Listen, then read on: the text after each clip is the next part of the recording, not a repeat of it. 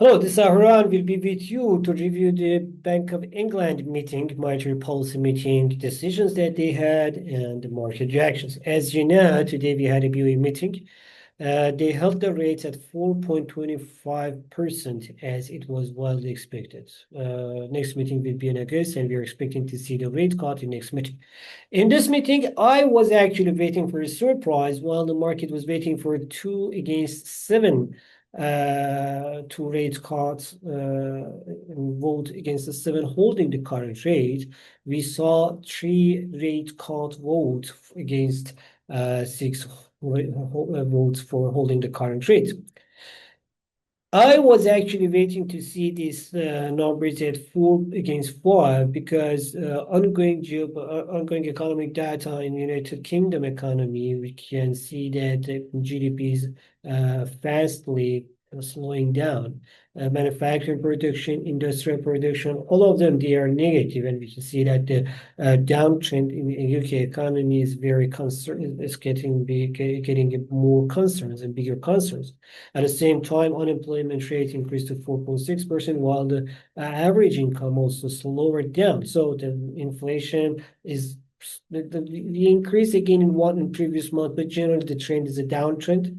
On production, both for manufacturing and industrial, slowing down, GDP slowing down, retail sales not very well, and people is also making less money. So all these reasons, they are enough reason for the central banks to go towards the dovish policies. But right now in the UK, they scare of the inflation increasing the inflation. They made a decision to hold the current rate, but I don't know if it can be the correct decision or not, because holding the current high rates can kill the economy and can stop easy money, can make it very harder for the companies and the businesses to take money to reinvest in their investment in their businesses. So which means that slowing economy can continue further, which again can cause more problems. So I don't know. We should build that, but I think actually, I think it was better to cut the rates right now, even though the inflation is getting slightly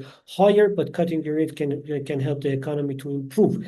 And while the economy is improving, the people making their money, you can make other policies to control the inflation. But while the people they don't make your money, even if you control the inflation, you are not supporting, you are not helping the people's purchasing power, or you are not supporting the people's to people to have a better life. So that's what happened. What's what happens.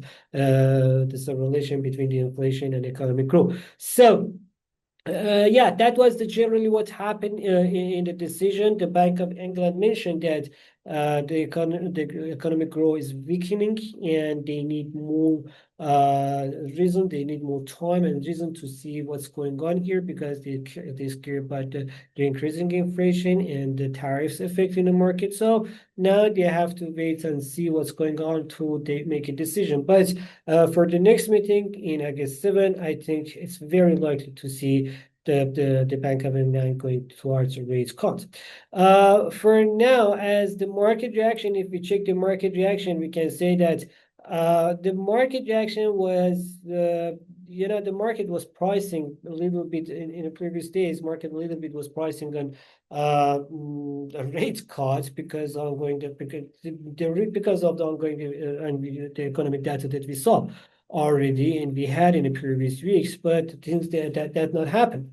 So with holding the current rate, now the spread between the interest rate in United Kingdom, BOE, Switzerland, and many other Swiss and many other countries, this spread is getting higher and more, which means that the British pound can be can get more demand as it pays more higher yields. The British gilt to pay more yield, so that can support the British pound a little bit against other currencies, but it doesn't mean that it can support the economy. Since that it can, yeah, for that I will explain why it doesn't mean to support the economy.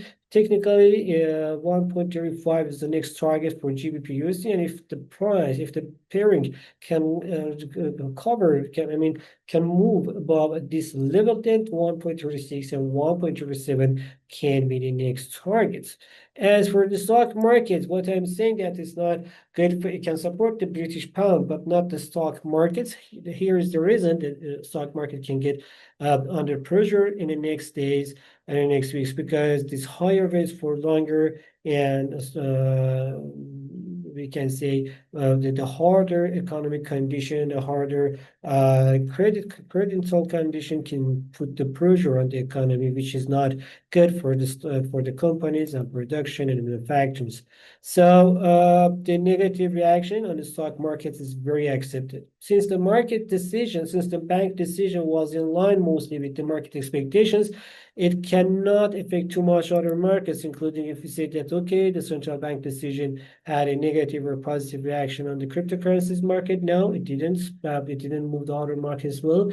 It's not moving the others. So the UK economy, fine, it's good, but it's not in the level that can, because of one decision in the British economy, we can say that the stock markets in other countries also can get take advantage of that, or get under pressure. So the reaction of this market would be will be very visible in GBP USD or GB on cable chart generally against all other currencies, and FTSE and other UK or London stock markets. So negative for the stock markets and somehow positive for the British currency.